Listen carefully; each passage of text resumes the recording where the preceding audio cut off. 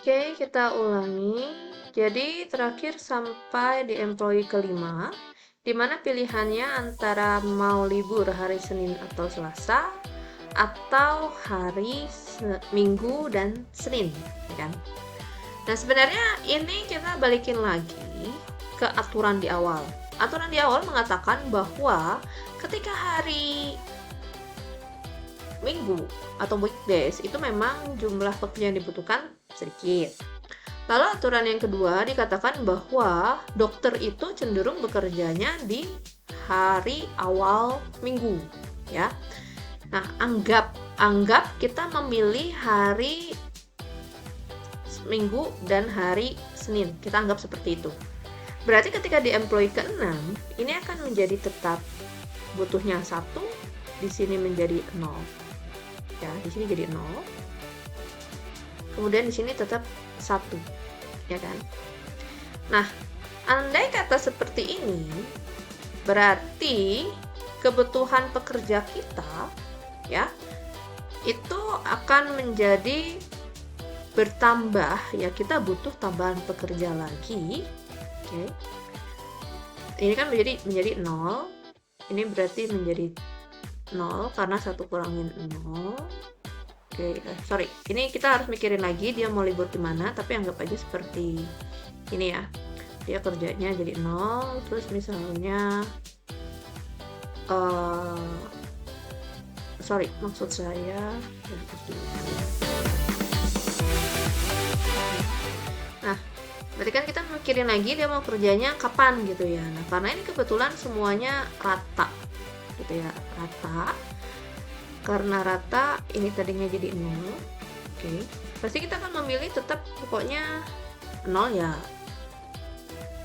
Kita akan liburnya di yang dia 0 gitu ya. Ketika di liburnya dia 0, berarti pilihannya either itu hari Selasa dan Rabu atau Selasa dengan Senin, ya kan? Nah, tapi kan kita tahu traffic paling tinggi itu hari Rabu. Kalau traffic paling tinggi hari Rabu, berarti ya either kita harus liburnya Senin dan Selasa gitu ya.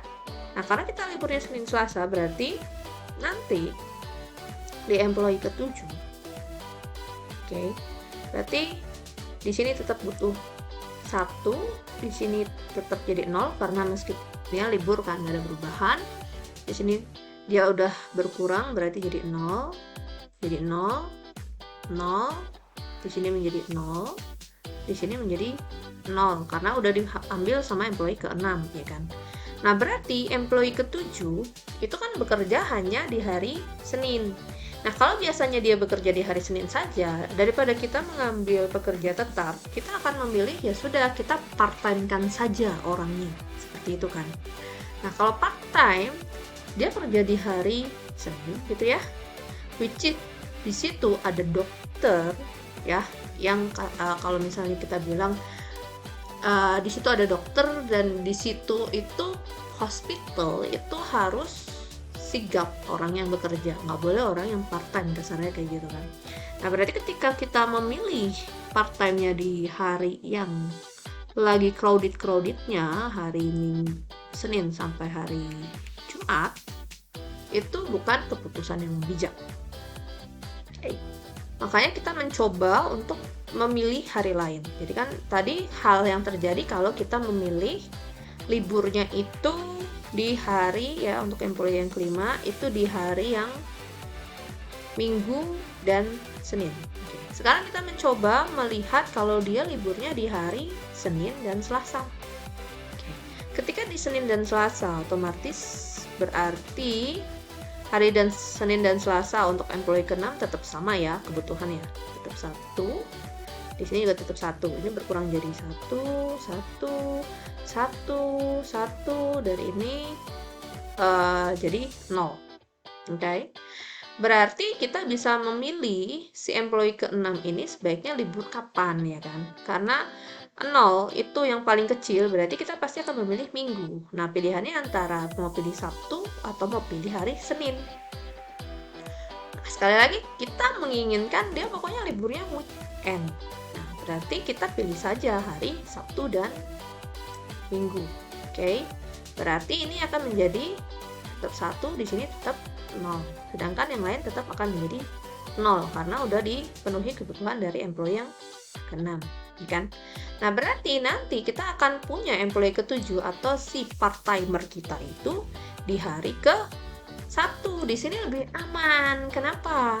1, tenaga medis yang cekatan itu tidak terlalu tidak terlalu harus dibutuhkan di hari Sabtu karena si pasiennya ya tidak terlalu banyak di hari Sabtu dan Minggu, ya kan? Terus ketika si dokter butuh pekerja yang cekatan, ada semua gitu.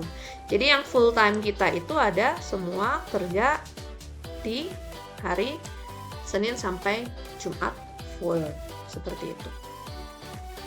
Nah, jadi itu alasan kenapa kita memilih ya sudah cycling schedule-nya seperti ini. Ya, jadi yang bulat-bulat ini itu adalah kapan dia libur. Oke. Nah, kemudian kita mau mencoba untuk menghitung capacity yang kita punya. Nah, capacity yang kita punya itu kan di awal kita dikasih tahu ya staff required-nya ini. Ini adalah kapasitas yang kita menginginkan. Oke, jadi kita cek apakah memang kapasitas ini terpenuhi gitu ya. Hari Senin kita butuh 5 orang. Kita lihat pekerja kita ternyata sampai orang ke-6 ya.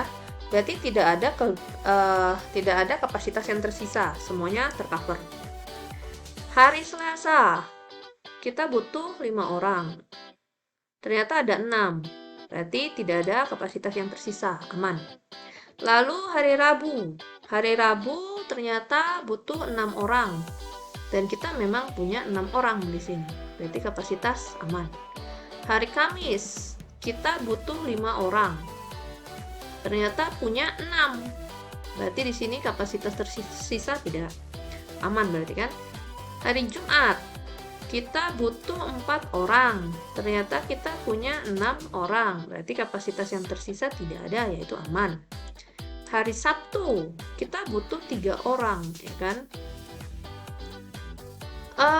Sebenarnya kalau dibilang yang tersisa itu ada, meskipun yang saya tadi bilang pekerja tetap kamu berarti kan cuma sampai employee ke-6.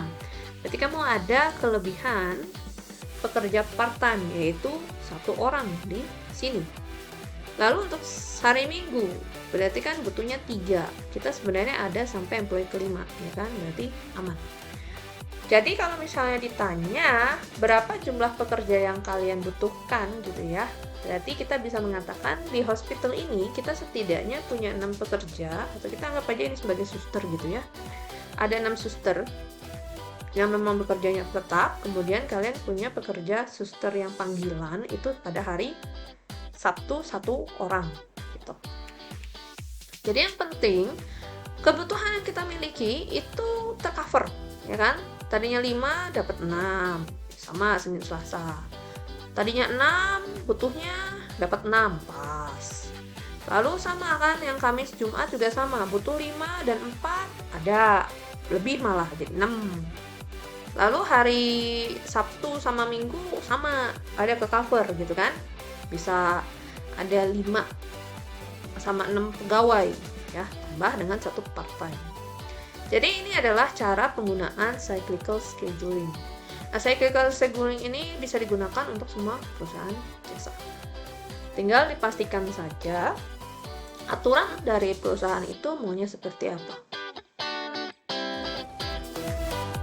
Jadi itu yang bisa saya sampaikan untuk materi hari ini. Terima kasih.